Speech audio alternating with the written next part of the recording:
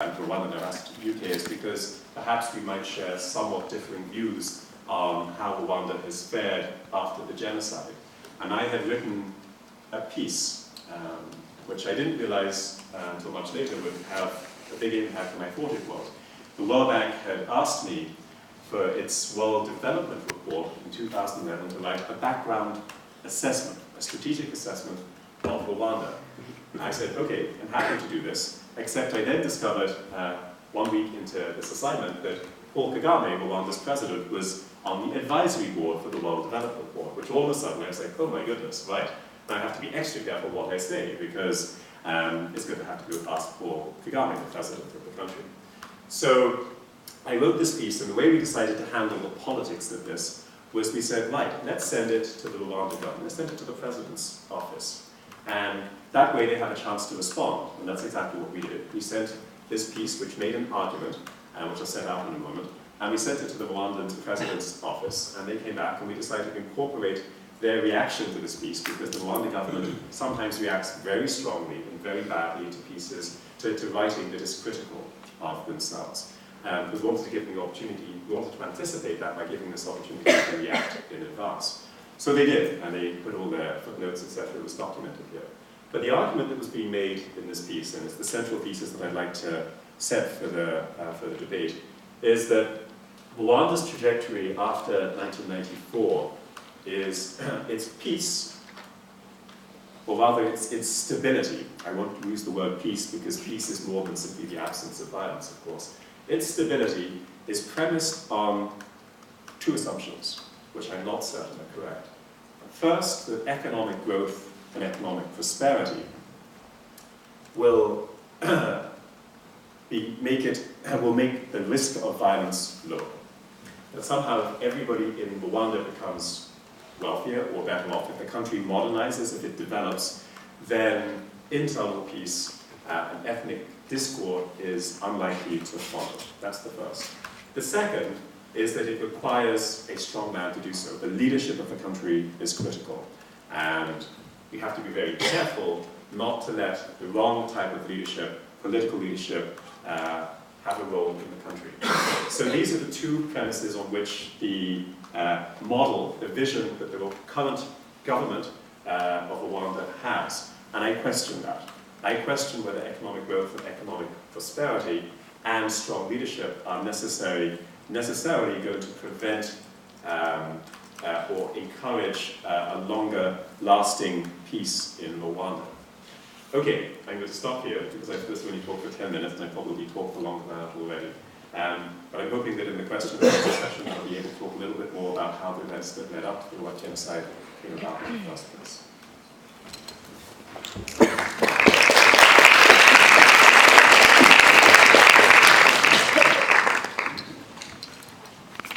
No, thanks very much. I'm going to talk very briefly, partly because I've been teaching all day, and partly because I want to hear more from Omar, since he's come up from LSE, and also because I want to hear the questions that both people here and people out there in the audience want to raise. I guess I want to sort of start, though, by saying that I think part of the reason that Omar and I, when we sat down together, we said to each other, can you believe we're still here talking about Rwanda?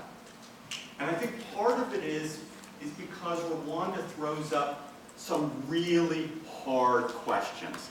And the hard question that Omar is trying to answer in his field work is about why did the genocide happen? Why did so many ordinary people participate? The second question, which is a question that I've been grappling with, is how do you do justice when so many ordinary people participate? And I'll talk about that in just a minute.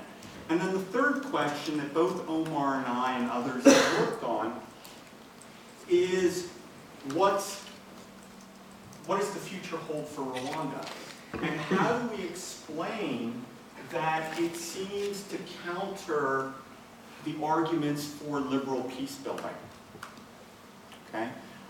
It is in contrast to sort of the current model, which is, you democratize, and you do transitional justice, and you do more of a market economy, and you get a liberal peace, what we see in Rwanda is very much an illiberal peace that is built upon exploitation and violence in the neighboring Congo, and is built upon repression at home.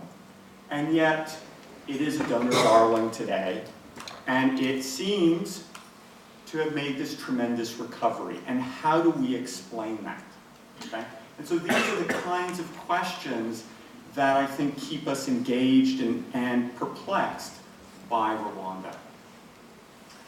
Let me just talk very briefly. Most of my background is as a lawyer, and I kind of got burned out being a lawyer in the US and ended up at the International Criminal Tribunal for Rwanda.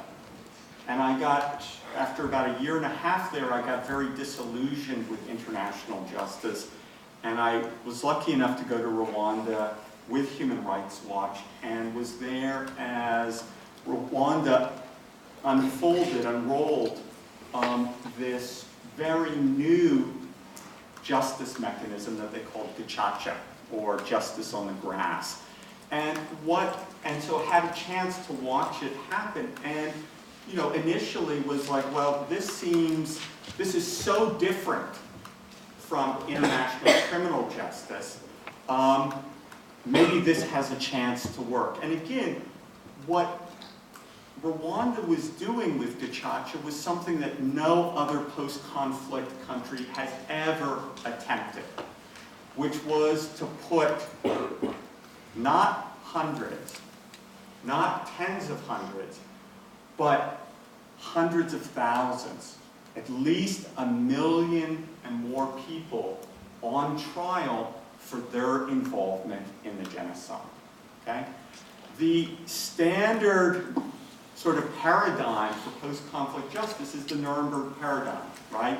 You take the worst guys, and you take maybe a few of the little fish who you happen to capture, and you put them on trial. Okay? And you make an example of them. And Rwanda dismissed that and said, to have justice for the genocide in which there was mass participation, we need to have mass justice. And it was incredibly novel. They also, at the same time, rejected the model of the South African Truth and Reconciliation Commission. And early on after the genocide, Archbishop Desmond Tutu came to Rwanda and said, hey, I think you guys need a truth commission. And the Rwandans, who don't take anything from anybody, said, no way. We're going to do it our way. That was fine for you in South Africa. We went through a genocide with mass participation, and we are going to put the country on trial.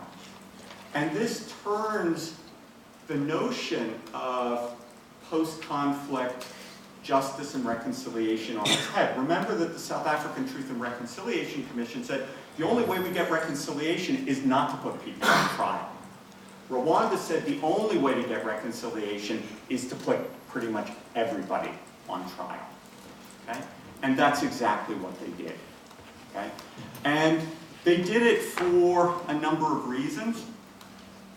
And they thought it would accomplish truth, justice, and reconciliation. And one of the things that in my work I've tried to grapple with is did that actually happen? And again, remember that the people who are being put on trial are people who were not criminals except during this very short period of the genocide. So the kind of reasons that we put people on trial and lock them up to stop them from committing other crimes, that's not a problem with these guys. Okay? So there were other reasons to put them on trial. And one was to make an example of them, one was social control, but one, as I said, was to try to reconcile the country. I tend to be very pessimistic about this whole enterprise. It was a fascinating enterprise. I don't think a whole lot of truth came out of it. I think there was a lot of evasions, silences, and outright lying that happened. I think in terms of justice, I don't think you really got justice. And you didn't get justice in a couple of ways. It wasn't, most of the trials that happened in Gacaca, they were trials that were conducted by lay people in communities across the country over the period of 10 years. And again, a lot of these trials were not fair trials, okay? Not just fair in terms of human rights law, but fair in terms of the government's own laws and what they promised that Gacaca was going to accomplish. Another way that Gacaca was not just was that it really only focused on the primarily Hutu perpetrators of the genocide.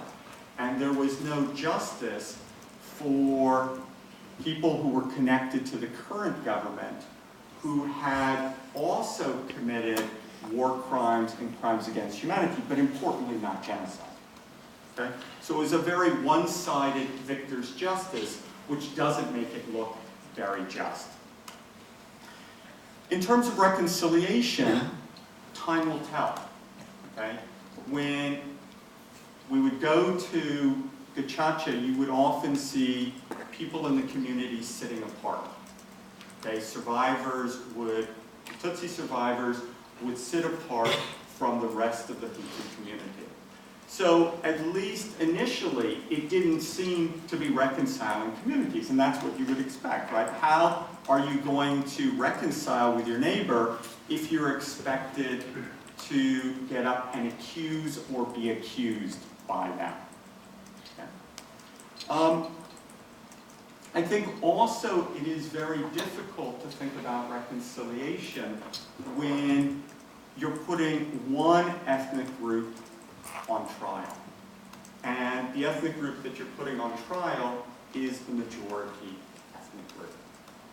So again, I think there are real lasting questions about whether what looks like peace in Rwanda is going to hold. And also, as Omar pointed out, what kind of peace we're talking about. Is it just negative peace? People don't kill each other. People get along to get along. Or is there more reconciliation happening? And that's, again, something that time will tell. So anyway, let me leave it there. Very introductory comments, and look forward to questions from you guys and questions from the floor. Thank you.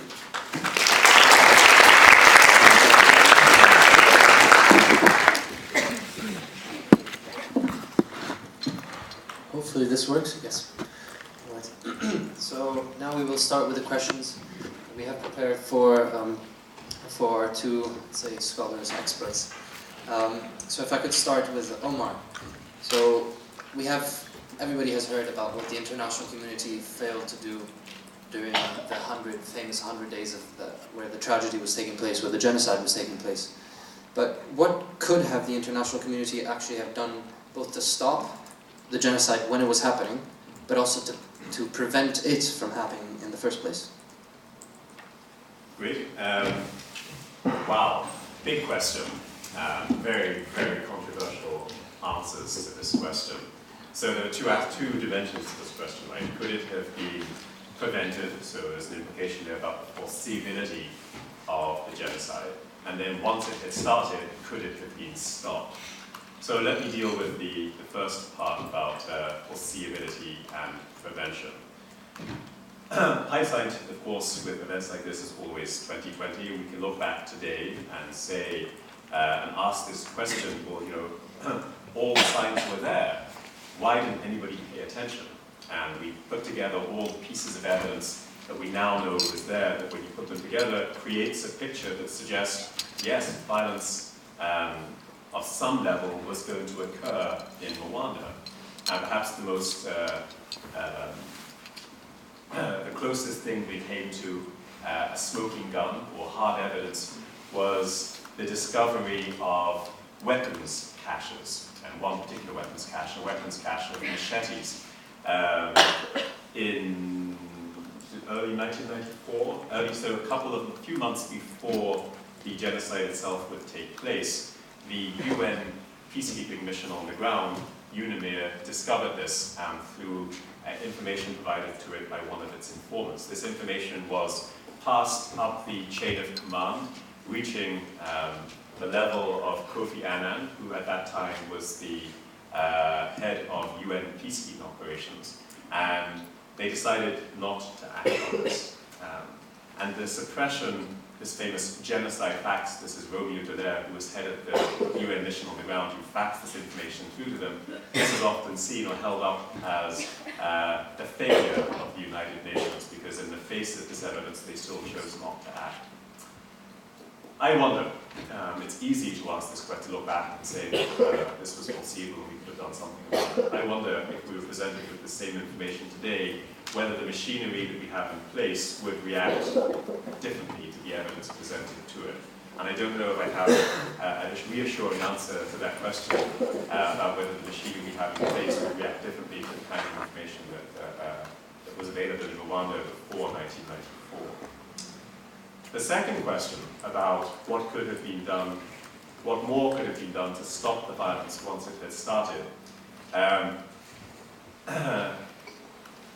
Everybody would like to feel that more could have been done. We wring our hands, we search our souls, we examine our consciences after an event like Rwanda, and we look for people to blame. It's natural. We want to hold somebody or some organization responsible for what happened in Rwanda.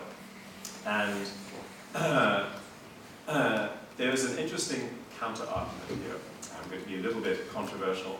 And the counter-argument is that even if there were the political will to do something in Rwanda, and there clearly wasn't the political will, at the time the international community in 1994 was preoccupied with other higher priority foreign policy issues. There was the dissolution of Yugoslavia, there was the breakdown of the UN peacekeeping mission in Somalia, Black Hawk Down. There was the reinstatement of Jean-Baptiste Aristide in Haiti. All of these were way, way up there on the foreign policy agendas of the international community, the great powers. And Rwanda was this tiny, insignificant country in a faraway part of the world that most people did not know where it was on the world map. So political will clearly wasn't there.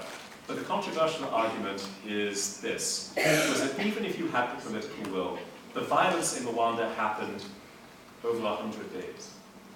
And in fact, we now have evidence that most of the violence took place in the first couple of weeks. Most of the killing. In one prefecture, one of the administrative units of Rwanda, we had a detailed micro-analysis, and it showed that 75% of all the deaths happened in the first 2 weeks. So the argument runs like this. Even if you had the political will, would we be able to get